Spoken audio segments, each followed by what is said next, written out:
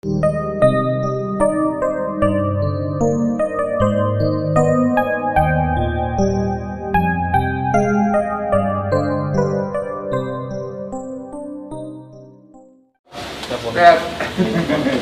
kantor saya, Pak. Wah, luar biasa. Ini anak-anak yang pura-pura kerja semua. Wah, Assalamualaikum.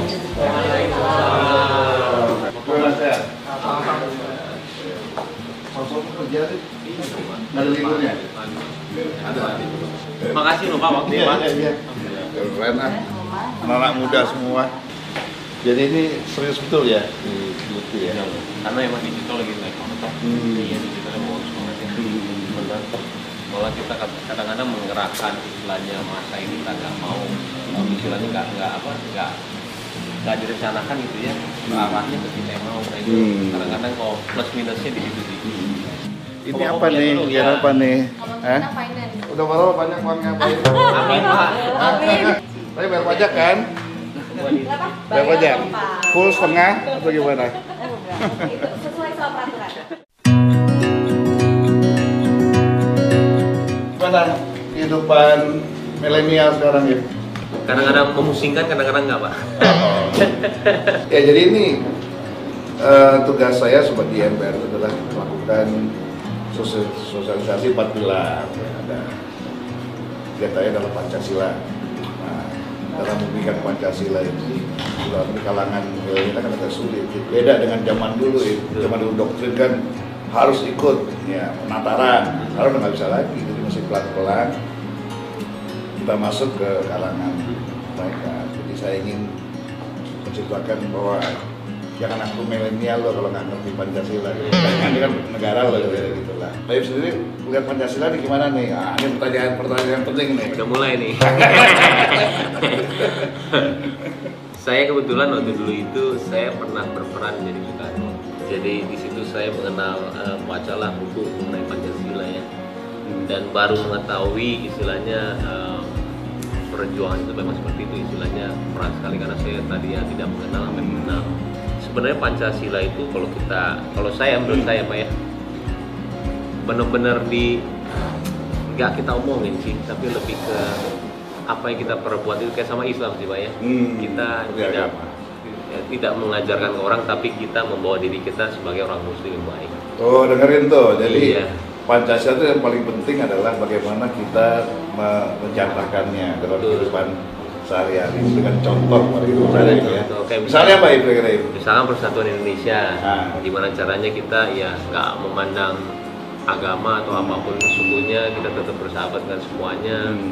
Kemarin pun ada orang Nasrani yang bilang ke saya mau buat wakafin tanah buat orang Islam.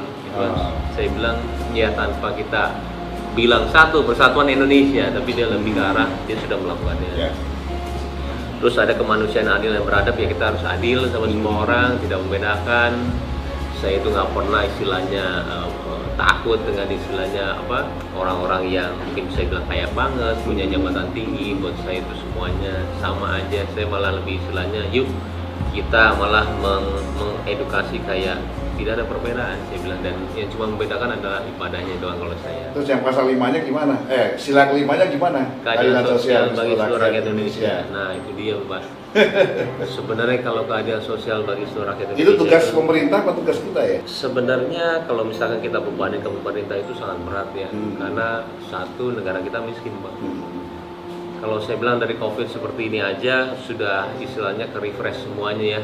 Dan kadang-kadang orang menyalahkan pemerintah yang sebenarnya saya bilang pemerintah aja untuk memutuskan satu keputusan yang sangat penting aja berat ya kayak misalkan kita lockdown atau apapun itu dia pasti berpikirannya bukan untuk satu daerah tapi semua kawasan yang takutnya nanti ketika kita lockdown perekonomian itu mati. Jadi terkadang ketika saya di posisi sekarang baru cuma punya perusahaan seperti ini gitu ya Pak ya. Terasa ya? Terasa banget. Lalu kemudian kalau Pak Ir melihat kehidupan di kalangan selebriti, selebgram gimana nih terhadap kepedulian mereka terhadap kehidupan masyarakat? Sebenarnya kalau misalkan ranah digital itu ranah bebas ya. Kita nggak bisa kayak mengerem apa mau kontennya, apa mau konsepnya. Tapi kalau saya menyarankan bingung juga sih Pak, karena saya juga syarat sama kesalahannya. Kadang-kadang saya menyarankan takutnya menggurui, cuman saya baiknya saya sih simpel sih Pak ya. Gimana caranya saya misalkan udah seperti ini kan, kalau saya boleh cerita sedikit, dulu kan saya juga sempatlah di pick ya. Tapi ketika di pick itu saya ngerasa orang butuh sama saya semuanya, dan akhirnya saya agak tinggi lah istilahnya. Kita namanya sindrom ya, sindrom yang kita yang nggak disadar sama saya, dan akhirnya teman yang menyadarkan saya adalah teman dekat saya yang bilang sama saya, kok lu berubah ya sekarang ya. Padahal kita tidak merasa berubah, tapi keadaan orang butuh sama kita itu menjadikan kita itu berubah. Nah sekarang di posisi saya sekarang yang alhamdulillah kemarin juga bagus banget posisi YouTube. Cuman karena saya sudah udah pernah merasakan itu, saya kembali kalau sudah mau ke arah, karena saya mengerikan pujian buat saya Pak. Pujian itu bisa jadi orang sombong. Jadi cara saya kalau misalkan saya bisa berbagi sama kalian semua, saya selalu turun ke bawah lagi. Saya ingat sama mereka lagi, saya turun lagi. Jadi kadarnya saya tuh nggak ada di atas, kadarnya saya di bawah. Saya menghargai orang, menghormati orang, tapi saya tidak mengagungkan orang.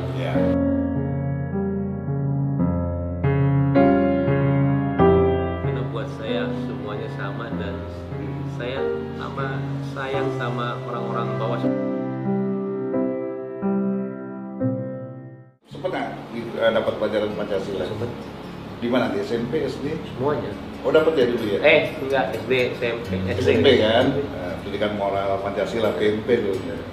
Ketika pelajaran Pancasila itu tidak ada lagi di sekolah-sekolah, gimana? Ada nggak kira-kira kekhawatiran generasi muda kita ke depan ini itu semakin individualistik, semakin modern nggak karuan, pengaruh-pengaruh transnasional, pengaruh kebebasan seks, LGBT, dan serangan-serangan kepada bangsa kita ini cukup keras dengan kemajuan teknologi yang ada. Nah, kira-kira menurut Baim gimana nih? Iya ya, sekarang itu saya kan punya anak sekarang. Takut banget saya itu, anak saya. Umur berapa? Baru 6 bulan sih. Saya aja kerasa takutnya dia itu memang nanti ya? Iya, benar itu dia. Kalau misalkan perlu, pasti perlu banget. Cuman terkadang yang mengerikannya Pak, kalau misalkan perlu dan nggak perlunya, ketika perlu itu takutnya mereka cuma jadikan pelajaran doang. Nah itu gimana caranya ya kita menjadikan itu adalah jiwanya kita karena mereka tidak merasakan penjajahan, dia nggak merasakan susahnya. Saya dari dulu upacara bendera 17 Agustus cuma ikut aja, saya hormat, tapi tidak ada rasa apa-apa. Nggak ada. Maknanya ya. Tapi ketika saya tahu sejarahnya, udah merdeka pun di perjuangannya itu 4 tahun berapa itu masih ada yang meninggal banyak, ada yang ini banyak, dia keluar rumah takut, PKI banyak. Jadi kalau saya bilang tambah saya tahu mengenai itu, tambah saya mengerti gila ya, perjuangan ketika Soekarno itu mengumumkan kemerdekaan itu bukan suatu hal yang, dan kita sekarang tidak ada rasa Pak. Teman-teman sekalian, ini Baim saya merasakan kekhawatirannya. Kalau kehidupan masyarakat kita ke depan itu dibebaskan, tidak ada pagar-pagar yang memagari perilaku daripada anak-anak kita, maka ancaman yang paling serius adalah pengaruh-pengaruh kehidupan asing yang tidak sesuai lagi dengan budaya kita. Pentingnya kita ke depan itu pelajaran Pancasila sudah tanamkan lagi di anak-anak kita, minimal dia bisa menjaga nilai-nilai sopan santun kepada orang tua dan menyadari keindonesiaannya, di mana ada batas-batas moral, ada batas-batas kesopan santunan yang harus dia jaga sebagai anak bangsa. Jangan sampai di antara kita terjadi perang saudara karena menipisnya nilai-nilai toleransi. MPR ini punya tugas yang penting. Yang pertama, tugas MPR kalau dulu tuh memilih dan melantik presiden. Nah sekarang ini hanya bisa melantik presiden karena yang memilih adalah langsung oleh rakyat. Nah, kemudian yang kedua, mensosialisasikan 4 pilar. Nah pertanyaan saya, tahu nggak 4 pilar? Ayo, sepeda, hadiah sepeda. 4 pilar. Kok TV nggak ada yang briefing saya? 4 pilar MPR. Tadi Pancasila udah benar. Pancasila. Ya, dan antara satu Pancasila.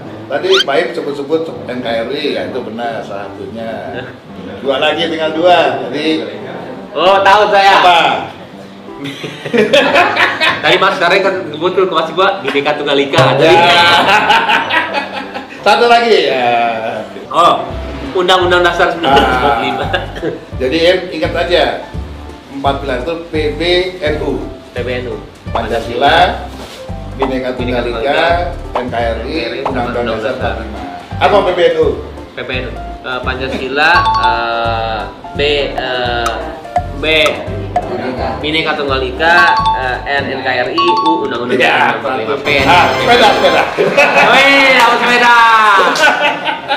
Oh, tos dulu. Alhamdulillah. Ih, bagus banget sepedanya. Ya, ini biru mudah-mudahan warnanya cocok. Jadi Pak, wih, ini suatu nggak kebetulan kali ya. Jadi ini Pak, ada Pak dari orang dari Klaten datang ke sini naik sepeda Pak. Tempat saya 5 hari nih ke sini. Dan 5 hari pakai sepeda. Alhamdulillah orangnya masih ada deh. Ah. Dan kemarin saya tuh bingung Pak, bukan saya tidak menghargai ini Pak ya. Nggak apa-apa, mau dihadiahin lagi? Iya. Udah itu dalam rangka mewujudkan sila kelima. Kita langsung aja. Iya. Ya. Oh, sila Pak, kelima saya itu. panggil orang ya. Gimana? Jadi saya itu Ya. orangnya ada. Jadi saya itu mau ngasih dia sepeda, cuman kok sepedanya salah ya saya bilang ya. Ini sepeda kayak gini ya. Sekalian saya bawa sepeda Ya, dia ya, bawa ya. sini ya. Oke. Seru juga ini. Mau kita kasih surprise dia. Double. Kamu tahu mau sama siapa? Lihat tuh, ini banyak banget nih kayak gini, lihat tuh mobilnya. Lihat sini. Oh, lihat polisi. Siapa tahu? Gak tahu. Nggak tahu. Dia mau ketemu sama kamu. Iya Pak. Takut. Jadi saya mau ada surprise lagi buat kamu. Iya Pak. Untung belum pulang kan? Iya. Wah, luar biasa. Ini orang Klaten. Iya Pak. Pakai tang. Sini. Sini. Nah, ini sepeda hadiah Dari Baim. Baim berhasil menjawab pertanyaan saya. Nah, sekarang Baim untuk mewujudkan sila kelima. Apa sila kelima Pancasila? Nah, ayo. Cepat, harus bisa. Sila kelima. Keadilan sosial bagi seluruh rakyat Indonesia. Iya.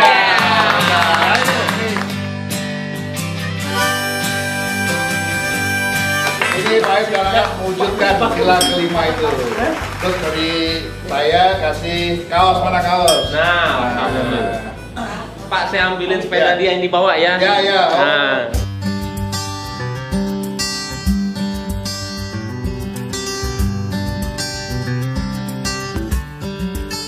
Ini Pak. Ya kan mirip kan? Oh, alhamdulillah tuh. Tuh Pak nih 5 hari bawa ini Pak. Mirip. Ya mirip kan? Kesini memang mau ketemu Baim. Iya. Oh, berarti kamu kurang terkenal. Ada tangan aja di sepeda. Iya. Terima kasih Om Baim. Nah, ini.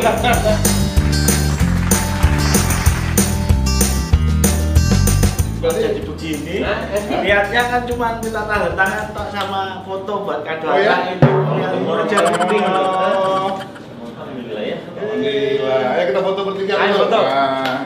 Jadi ada cerita ini vlognya. Kamu udah berapa anak punya? Dua. Umur Umur 13 sama 8. 8 tahun. Iya.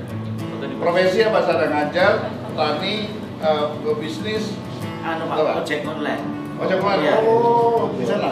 Iya, sama buruh ya. Serabutan lah pokoknya. Ya, pokoknya yang penting Iya. bisa menghidupkan apa dapur ya. Iya. Nah.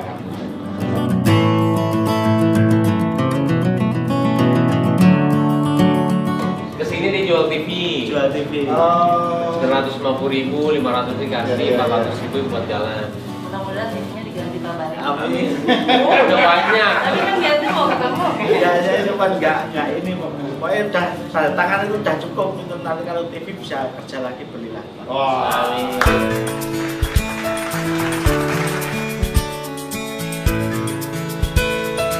Inilah yang harus contoh, tetap optimis.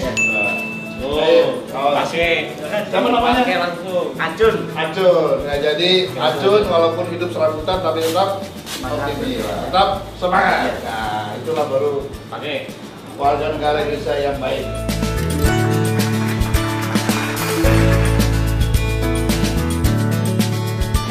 Kaget loh saya tadi kasih ini. Saya tuh ngasih dia hadiah, cuman salah sepeda lipat. Oh. Jadi pas saya lihat ini, ih, Pak. dia bilang langsung minta izin dong. Pak, boleh nggak saya bilang? Tukar aja. Semuanya diambil ya. Ya, mau. Ya. Ini mau bagus Pak. Ya, selamat lagi ya. Ya. Selamat.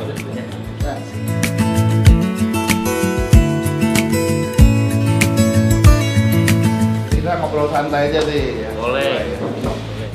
Ya, sekarang baik yang nanya saya lah gantian. Nanya, oke. Nah, Saya nanya ya. ya. Nanya apa aja ya? Apa aja boleh. Nah, bener ya. Iya, iya, boleh. Kan begini. Nah, Saya mau nanya nih Pak. Jadi saya cuma mau nanya, bukan cuma mau nanya, nanya banyak sih.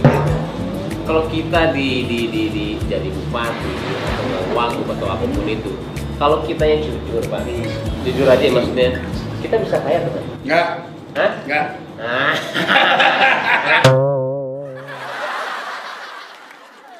Jadi politisi yang benar, pejabat yang benar, atau orang-orang yang akan terjun ke politik yang benar, yang pertama adalah urusan dengan dirinya harus sudah selesai dulu. Artinya dia sudah mencukupi kebutuhan keluarga, tidak saja anak-anaknya saat ini, tapi juga masa depan anak-anaknya.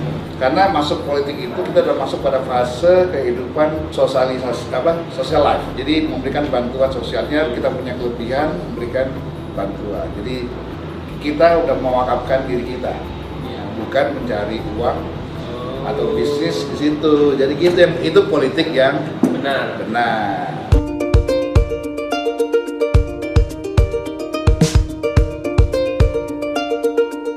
Tapi ketika memang kita berbakti gitu ya, berbakti ini tiba-tiba kok misalkan ada orang yang tiba-tiba mencibir atau nggak itu perasaannya bagaimana? Nggak apa-apa, itu jangan berharap kita akan disenangi oleh semua orang. Semakin kita tinggi, semakin kencang angin yang akan menerpa kita. Semakin banyak yang memuji, akan banyak juga yang memaki. Jadi itu kehidupan biasa yang memang harus kita lalui.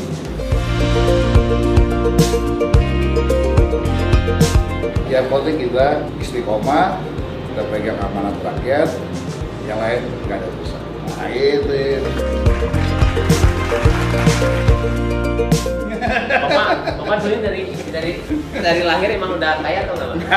Saya dari keluarga miskin, sangat miskin. Oh iya? Iya, saya ini anak kolong. Nah ini kita mau ini nih Pak. Kok bisa menjadi ini titik temunya ketika umur berapa? Ya, jadi Awal saya lahir apa? dari keluarga miskin, seorang prajurit, anak kolong, pangkat balok, ya. Kehidupannya dari asrama ke asrama, kemudian SMP kelas 3, orang tua saya, ayah saya meninggal, sehingga ibu membesarkan saya secara tunggal. Nah, kemudian saya menyadari bahwa setiap hari saya harus lebih baik dari yang kemarin. Jadi, saya pelajari sukses story orang-orang. Nah ternyata untuk menjadi kaya gampang, nggak terlalu susah. Yaitu membangun jaringan, menciptakan kawan sebanyak-banyaknya.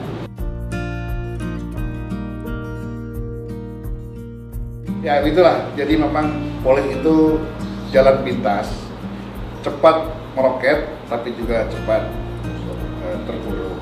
Tinggal bagaimana kita membawa diri dan menjaga diri. Selamat Bim, lanjut terus. Pak. Geluti saja profesi yang ada, Sama-sama Pak. Terima kasih. mantapkan posisi kantong kiri dan kanan, Iya. baru tentukan jalan ke depan. Mudah-mudahan Bapak juga sukses ya semuanya. Amin, amin. Terima kasih Pak. udah datang. Dan saya berdoa semoga Tiger sesuai dengan namanya akan menjadi pemimpin dunia. Amin, ya Allah.